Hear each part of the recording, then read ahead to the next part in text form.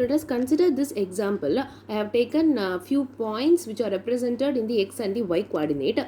So there are two different classes here. One is represented as rounds and another one is represented as cross symbols. So two different categories of points are grouped together in these x and y coordinate.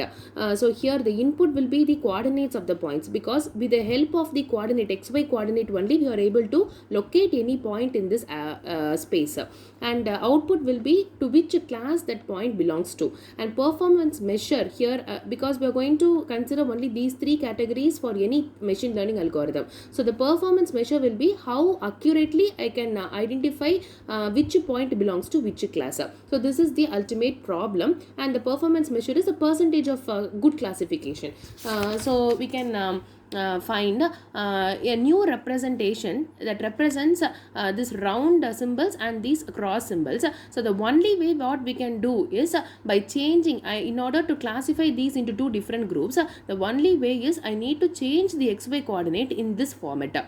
So only if I change this xy coordinate which is present in this format as given in this figure, I will be able to get points represented here. That is, the points which are less than 0 present here. That is, this is the origin 0, 0. I am representing this as the origin, that is 0, 0. As after the transformation, as after the representations of the input data has been transferred, this is a point 0, 0.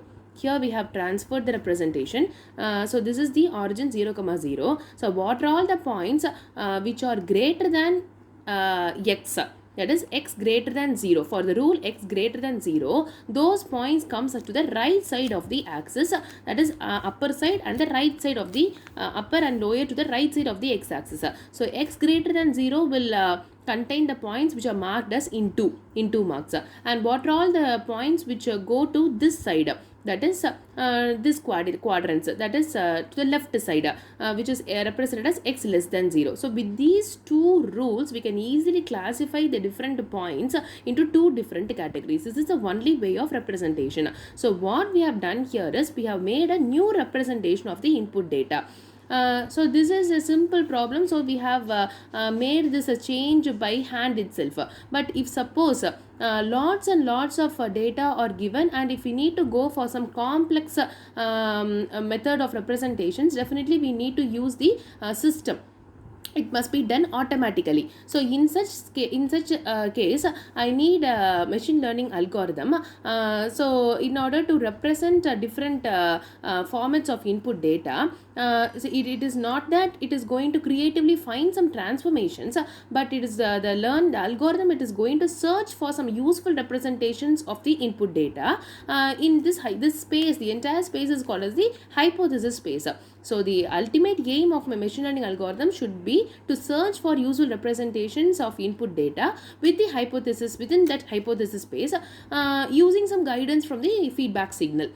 Because only with the help of the feedback signal we can further improve our accuracy. We have seen before. With that, some guidance from that feedback signal, we need to make some new representations, because only then those good representations will lead us to a perfect output. So this is called as learning from representations of data.